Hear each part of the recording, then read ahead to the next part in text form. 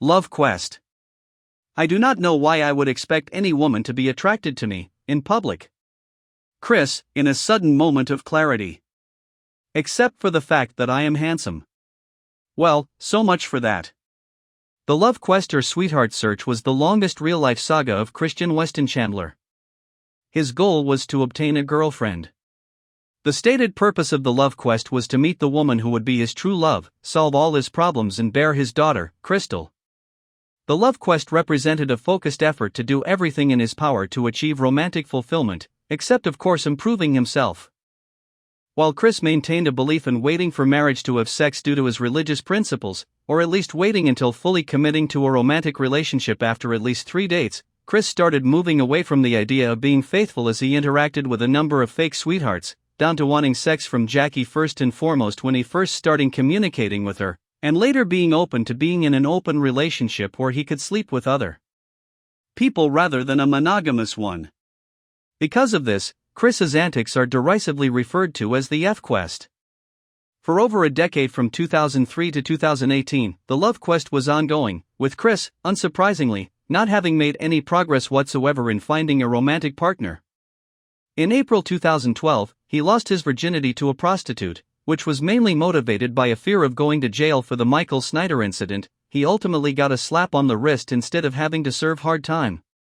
During early 2018, Chris was brainwashed by the idea guys into ending his love quest. He was told that he was happily married to several of his fictional OCs. Unfortunately, that was not the end of this story, as Chris went from believing in this marriage to eventually having sex of very questionable consent with his own mom, which did result in Chris serving hard time. Origins. Background. The catalyst for the love quest was Christian's encounter with Sarah Hammer, on whom he had a crush, during his move back to Ruckersville, and his enrollment at the Piedmont, Virginia Community College. This occurred somewhere between June 2000 and October 2003. Sarah is presumably the first woman of any significance to tell the ever-naive Christian, "I have a boyfriend." Chris was surprised to learn that his childhood gal pal was romantically involved with Wes Aselli. Upon making this discovery, he quickly developed an intense jealousy of Aselli, who he didn't even know, and resentment towards him that would set his state of mind for the impending quest. Throughout 2003, Chris passively expressed his longing and envy by way of Chris plus Sarah's life-shares and BFFs, best friends forever. It is clear that Chris had at some point decided Sarah was supposed to be his soulmate, although perhaps not until he learned she was unavailable, and had difficulty accepting that this would not be a possibility. In 2005, following Sarah's breakup with Aselli and hookup with William Spicer, he dealt with the situation more openly and publicly in Sonnet No. 2. This acceptance perhaps stemmed from his turn to a new object of infatuation. See the Megan section below. Epiphany. According to Chris, the genesis of the love quest proper was his 21st birthday, February 24, 2003. On this date, he was kicked out of his college English class after a dispute with his teacher. In his Wikipedia biography, Chris claimed the teacher ejected him simply on account of his autism, which of course bears no resemblance to reality. When asked about it again later by a girlfriend, he deigns to mention that it may have had something to do with belligerently slandering classmates and making racist remarks. At any rate, while waiting for his next class, Chris sat and cried his eyes out, resenting that there was nobody to comfort him like there was at his graduation. Shortly thereafter, he resolved that he needed a girlfriend. Presumably the connection between these events is that Chris felt hurt and ostracized by his punishment, leading him to recognize his need for someone who would appreciate him unconditionally. However, Chris further states that the love quest officially began in August 2003, suggesting that he waited 6 months to actually execute his plans. Salad days. At some point early on in the quest, Chris developed an intense, socially crippling fear that all women, at least, all the women he likes, have boyfriends. Since his autism causes him to approach social tasks in the bluntest manner possible, it can be inferred that his initial approach was to walk up to women out of nowhere, and frankly ask if they would go out with him. It may be further inferred that Chris's unrelenting persistence made it extremely difficult for a woman he liked to get rid of him, short of claiming to have a boyfriend. In any case, Chris quickly lost nearly all of his confidence in talking to women and developed an irrational hatred of boyfriends, or jerks, i.e., all men everywhere except himself and his father. Since this time, he has always specified that his potential girlfriend must be a boyfriend-free girl, which is unnecessary outside of some kind of polygamous arrangement. Conflict with Mary Lee Walsh. By October 2003, Chris had put into practice what was the only sensible idea he could come up with that was inexpensive, sitting on the CWCki campus holding a sign that read, "I am a 21-year-old male, seeking an 18 to 21-year-old single female companion." This would be the first of many versions of the attraction sign, a vital tool in the love quest for several years to come. Sometime during October, the school's Dean of Student Services, Mary Lee Walsh, confronted Chris and confiscated his sign. According to Chris's recollection of the event. Then in mid-October, the quote-slash-unquote Dean of Student Services, Mary Lee Walsh, approached me and pulled my sign away from me and told me, "You're not allowed to find true love here." My heart was shattered that very moment. Quick's Wikipedia biography, May 3, 2009. What is far more likely to have occurred is this: Walsh probably decided Chris was making a nuisance of himself and asked him what he thought he was doing. Chris probably delivered a big confusing monologue about seeking true love, and Walsh then likely dismissed the substance of Chris's response with, "You can't do that here." Walsh's point of contention was undoubtedly just the sign, whatever Chris may have to say about it. Undaunted by Walsh, Chris simply made a new sign, but a few weeks later Walsh confronted him again. In late January 2004, Chris revised his strategy, leaving copies of the Sonich's newsletters strewn about campus, each one containing a single personal's ad about himself. By February, Walsh had cracked down on Chris again, banning the distribution of the news. Owing to repeated violation of campus policy, Walsh took Chris to her office to discuss the problem with him. In Chris's own words, "Then that b-dog ripped up my notes and all, dragged me to her quarters and talked down to me very rudely and hoarsely. I reacted with my own attack that she had been asking for the whole time. I was kicked out of CWCki for a year, and I had to take an anger management course and see a psychiatrist for a while." Quick's Wikipedia biography, May 3, 2009. Chris would later admit that this attack consisted of him having a conversation with an imaginary Sonichu, before giving Walsh an epic cursi hamiha, complete with hand gestures and shouting. After venting about the events in his diary and website, Chris then sent Walsh a note that communicated an intimidating glare in a pictorial fashion. These events were evidently deemed serious enough to get him suspended from CWCki and forced to undergo counseling. Chris has cited September 16, 2004 as the date of his suspension. Conflicts with jerk-offs. By August 2004, Chris had expanded his quest to other attraction locations besides CWCki, such as Charlottesville Fashion Square. It was here that he attempted a new tactic, inspired by Excel Saga, laying a red string of fade across the mall floor. This inevitably led to a confrontation with mall security, making this Chris's first recorded encounter with the jerk-offs. By September, Chris had somehow learned that loitering in public places with a sign advertising his services as a boyfriend made it look like he was trying to sell himself like a new car, but he still managed to miss the point and believed this was something he could work to his advantage. He continued to have confrontations with mall security until September 11, 2004, when he was arrested, handcuffed, and forbidden from entering the mall without one of his parents. With both of his attraction locations denied to him, Chris became more lonely and depressed than usual. In his diary, he expressed an interest in asking Santa Claus for a girlfriend. According to emails leaked by CWCki, Chris was completely serious and believed in Santa until he was 24. Artist's impression of Chris on his love quest. Spell cards don't work IRL, Chris. Miscellaneous items used during the love quest, or as the Commonwealth of Virginia will eventually call it, Exhibit A.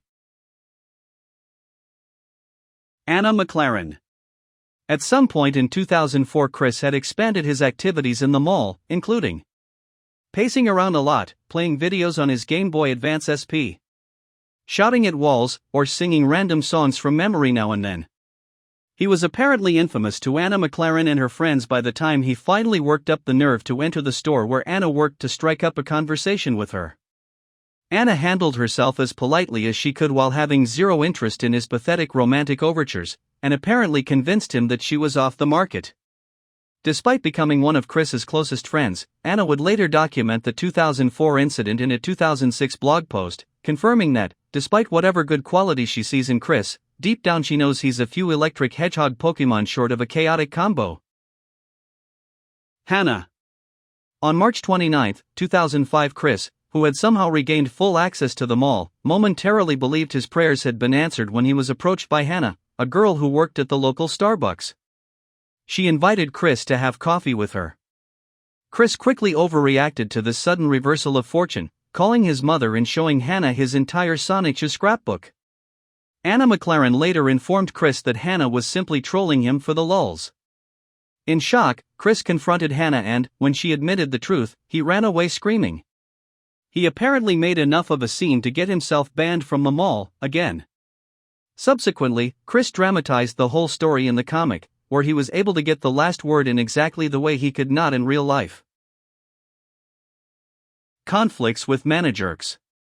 Around June 2005, with the mall becoming a more difficult place to pick up chicks, Chris turned to his local Walmart, where he would go to the in-store McDonald's, set up his sign and various nerd amusements, and wait around for hours. On June 20, 2005, Chris was confronted by the men he identified as B-manager and married Saner comic, who took issue with his sign and, probably in reaction to belligerent behavior, called the police on him. Chris hid the sign, effectively avoiding criminal charges for sexual solicitation, but he was banned from the McDonald's. He did not interpret this to mean he was banned from the Walmart, however. On June 22, after the first incident, Chris again came into conflict with the B-manager over his pixel block sculptures, and the conflict drew the attention of the WM manager. The manager apparently attempted to discuss the situation with Chris. But I sat silent for a minute, then I said to him, "I do not speak to any man other than myself, because they all have taken all the pretty girls, leaving me with none." Verbal combat had started, and during the fight, I ran off, still giving verbal punishment, as well as de finger, and many cursey hamihas. I nearly backed up onto him with my car, and I gave him another finger. Then I dashed off. Quick's diary, June 22, 2005. In July, unsurprisingly having been banned from Walmart, Chris relocated to the newly opened Charlottesville Target, where he quickly found himself in trouble for loitering. Chris refused to leave at first, but when store employees returned with police officers, including Baggett, Chris offered to leave if they would listen to a prepared speech. According to Chris's account of the incident, 5 officers then jumped on him and hogtied him without provocation. His account is so blatantly fantastic and biased that it's difficult to draw any conclusions about what actually happened. For 5 police officers to have subdued him, he must presumably have been egregiously stubborn in dealing with them. Indeed, in the dramatization of these events in Sonichu No. 4, the jerk-ups need nothing short of a giant robot to capture Chris, and this time his twin sister rescues him so that they can destroy the jerk-ups' entire operation, which of course is commanded remotely by Mary Lee Walsh from CWCki. Chris has said that he was eventually cleared of all criminal charges related to the dispute at Target. It was apparently at this point that his mother, in a dazzling display of parental guidance, informed him about 2 years too late that the attraction sign made him look retarded. Megan Schroeder. Chris met Megan Schroeder in the summer of 2005 and was immediately attracted by such qualities as her gender, her lack of a boyfriend, and her willingness to talk to him. In Chris's mind, these key factors meant that Megan was already destined to be his sweetheart, and the only thing left to do was convince Megan to accept this truth. The love quest was effectively on hold from this time until March 2008. All of Chris's writings during this time demonstrate that he believed he was already in a monogamous relationship with Megan and further sweetheart searching was unnecessary. Aside from Megan's complete disinterest in romance with Chris, the relationship suffered other stumbling blocks, such as Megan's discomfort at Chris showering her with gifts, Megan's outrage over Chris's sexual harassment, hatred of men, and rampant homophobia, Megan's unwillingness to share a hypothetical hotel room with Chris, and most damagingly Megan's discovery that Chris had to draw himself finger-banging her to suppress his fantasies of assaulting and raping her. Even though she reacted as any normal human being would in the same situation, he was still shocked that she broke up with him and thought that all he had to do was say "I'm sorry" as much as possible. Chris' obsession with Encyclopedia Dramatica was what led to the end of the friendship, since his attempt to blow Ed's mind by posting his Rule 34 drawings caused her to discover what a deranged individual he truly was and break off all contact with him. Chris totally missed the point about the finger-banging picture, believing that its continued presence on ED was the issue, and ludicrously that Megan didn't understand what was going on in it. This contributed to his drive to shut the site down for much of 2008 until people on the internet figured out the simplest way to troll him. Internet Love Quest. After becoming an infamous lolco thanks to his edit war with ED, Chris began to receive unexpected attention from attractive single women who loved his comics and totally weren't just looking to troll him. Since then, Chris has taken his love quest onto the internet, proclaiming that his true and honest sweetheart is whichever girl he's managed to pin down. Chris, or someone impersonating Chris, has at one point attempted appealing to Yahoo Answers on how a lonesome fella can attract a boyfriend-free girl, going as far as mentioning his previous tactics and even asking his answerer to be his sweetheart. With each sweetheart he meets online, Chris follows a predictable pattern, demonstrating what he had always intended to do with any woman he met in real life. He begins with a series of proclamations of his true and honest love, and then begins planning out how the woman will travel to his home. Chris professes to believe in the rule that sex is out of the question until the third date, but since he expects every romantic encounter to end in total success, he makes it clear, in as gentlemanly a fashion as he can manage, that he expects sex at the woman's earliest convenience. Amazingly, as each successive internet gal pal proves to be a troll, Chris becomes more devoted to the next one, to the point that within a month of meeting Ivy online he began planning his marriage to a woman he had never even seen face to face. When addressing the question of why Chris readily takes each new troll at face value, his own mindset must be taken into consideration. Chris's prospects of finding a girl locally are virtually zero, and he knows this, although he thinks it's because they all already have boyfriends. At the same time, the internet seems, from his point of view, to be an endless cavalcade of single, attractive women who are fascinated with him, making it an irresistible resource in his love quest. By now Chris is fully aware that each woman he meets online could be a troll, but each time he readily accepts evidence that she is not and dismisses out of hand any suggestion that she is.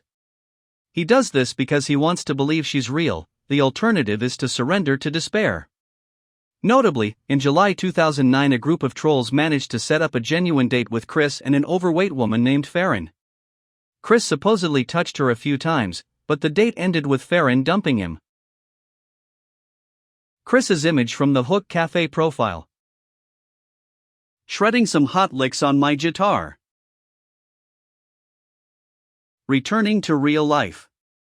In Chris's final chat with Sarah May from early March 2009, he claimed that he planned to give up looking for a sweetheart online and return to searching for a girl in local Charlottesville.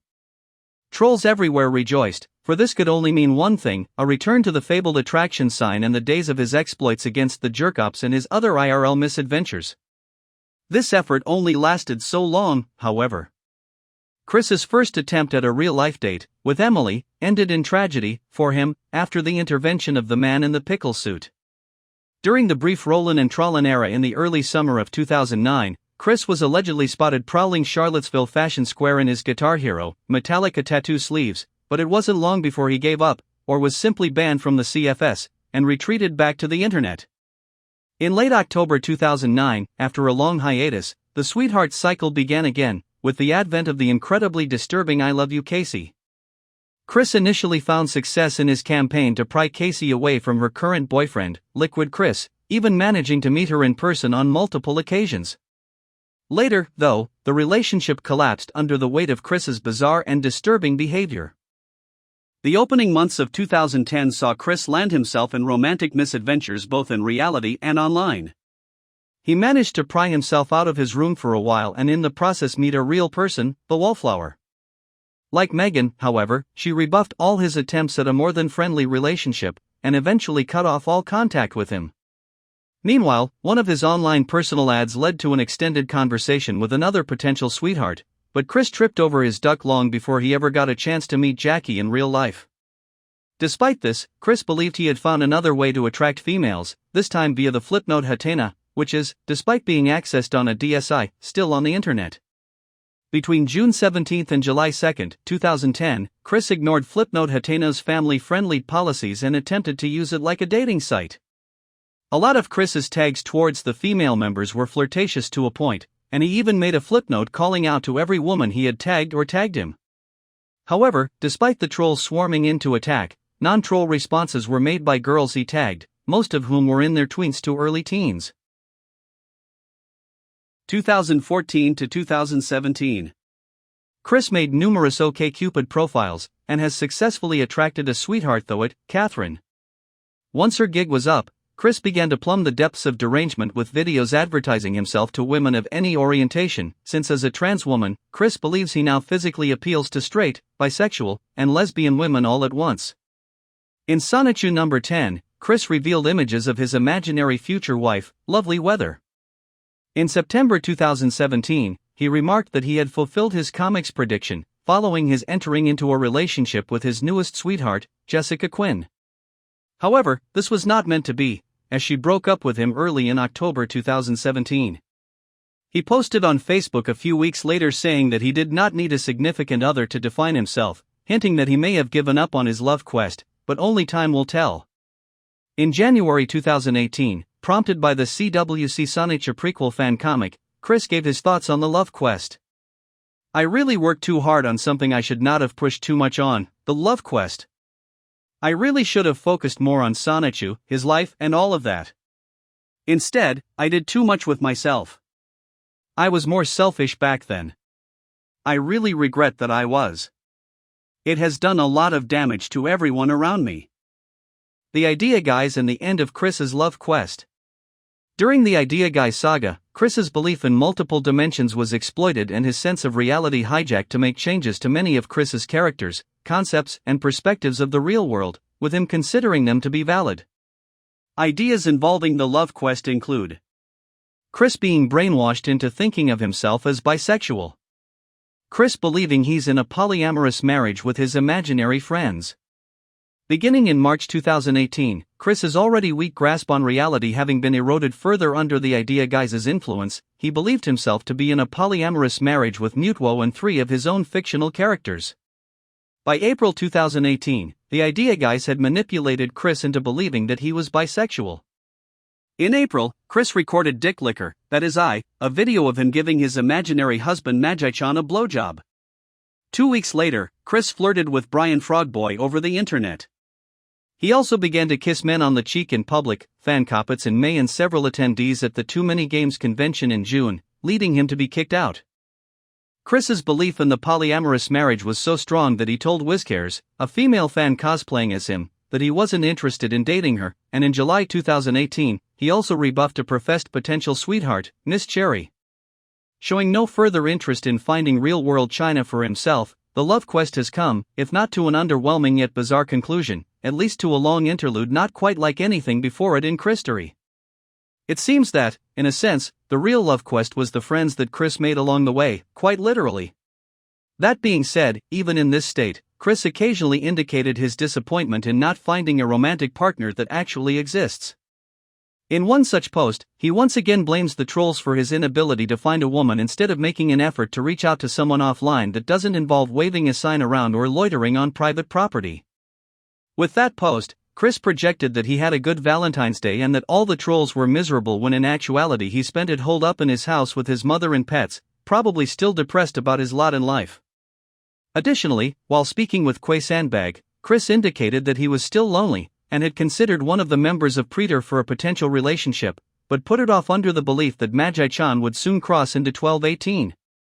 Torn between his imaginary lovers, Fiona, Bella, and several other potential candidates for a lover, Chris chose another way out. The internet is so yesterday, love quest is always in. The final end of the love quest. The true end of this saga was made clear near the end of July 2021. The boyfriend-free girl Chris had searched for all these years had been hiding under his nose, and a pile of garbage, this whole time. Unfortunately, this end was not what we all pictured, and it resulted in his longest exile from the internet yet, as well as lots of infamy on and off the internet. Even though he has since been released from jail, the love quest has mostly ended at this point, with Chris still claiming to be married to 4 of his imaginary lovers. Despite a fair bit of evidence to the contrary, Chris doesn't actually consider his new companion Flutter to be his girlfriend and claims to need no bitches. How long this relationship will last, and whether it will remain ambiguously friendly, evolve into something more explicitly romantic, or completely deteriorate, is impossible to know at this stage. For more quickie reading, like, share and subscribe. Have a good day. And zap pin to the extreme.